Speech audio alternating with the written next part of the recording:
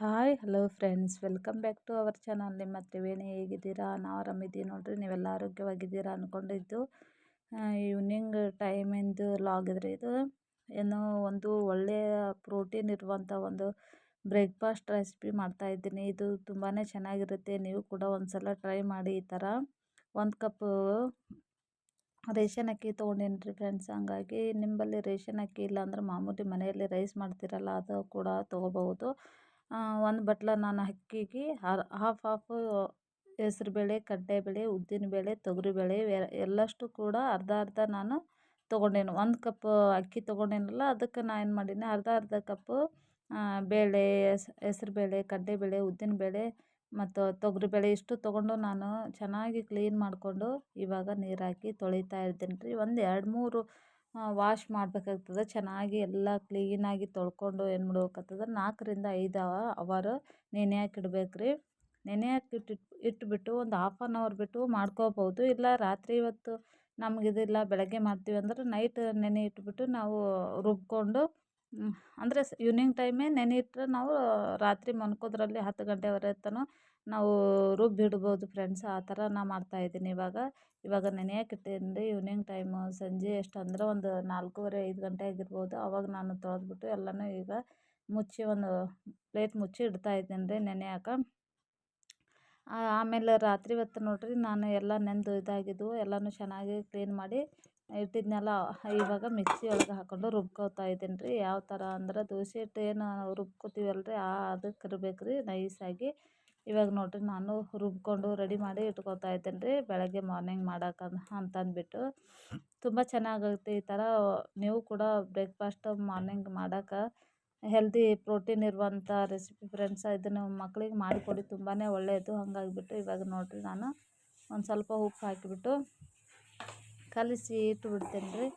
ಬೆಳಗ್ಗೆ ಎದ್ದು ನಾನು ಮಾಡೋಕ್ಕೆ ಅನುಕೂಲ ಆಗುತ್ತೆ ಅಂತಂದು ಈ ಥರ ನಾವು ದೋಸೆ ಮಾಡ್ತೀವಲ್ಲ ರೀ, ಅದಕ್ಕೆ ಇರಬೇಕು ರೀ ಫ್ರೆಂಡ್ಸ್. ಅದನ್ನು ಇವಾಗ ಮಿಕ್ಸ್ ಮಾಡ್ಕೊಂಡು ಮುಚ್ಚಳ ಮುಚ್ಚಿಡ್ತೀನಿ ರೀ.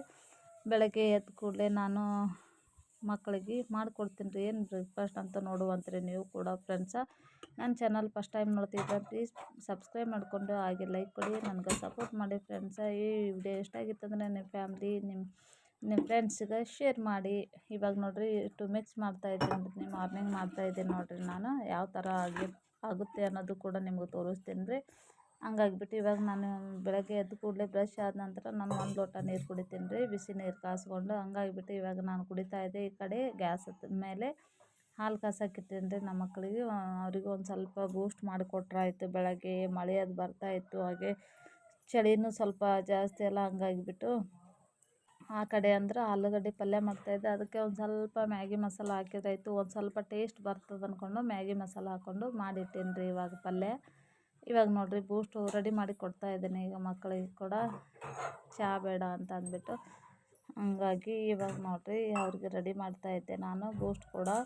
ಹಾಲು ಬಿಸಿ ಮಾಡಿಟ್ಟಿದ್ನಲ್ಲ, ಹಂಗೆ ಬೂಸ್ಟ್ ಹಾಕಿ ಮಿಕ್ಸ್ ಮಾಡಿ ಇಡ್ತಾಯಿದ್ದೀನಿ. ಇವಾಗ ನೋಡಿರಿ ಇವಾಗ ಆಯಿತು. ಇವಾಗ ದೋಸೆ ತವೆ ಇಟ್ಟು ಇವಾಗ ಯಾವ ಥರ ಮಾಡ್ತೀನಿ ಅನ್ನೋದು ಕೂಡ ತೋರಿಸ್ತೀನಿ. ಭಾರಿ ಮಸ್ತ್ ಚೆನ್ನಾಗಿ ಬರುತ್ತೆ ಫ್ರೆಂಡ್ಸ್. ಹೆಲ್ದಿ ಆಗಿರುವಂಥ ಪ್ರೋಟೀನ್ ಇರುವಂಥ ಒಂದು ರೆಸಿಪಿನೇ ಅನ್ಕೋಬೋದು ಫ್ರೆಂಡ್ಸ್.